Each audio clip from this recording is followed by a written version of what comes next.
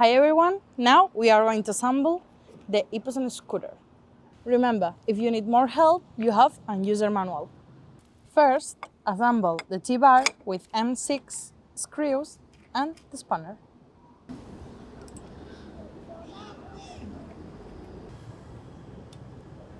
This is very important. To deck, align the arrow with the lock icon before next step. You have to take off this part.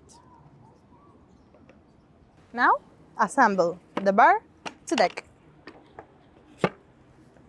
Align round disc to 3 holes. Lock the M8 screw with the big one spanner. Pay attention. Put the lock catch on the right position. Close the cover and lock the M4 screws with the smaller spanner. When the arrow aligns to the lock, both the bar and deck cannot spin. Otherwise, when the arrow aligns to unlock, the T-bar and deck can spin. Put the snap hook in this position to unlock.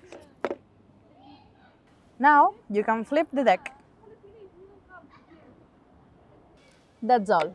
Take good care of yourself.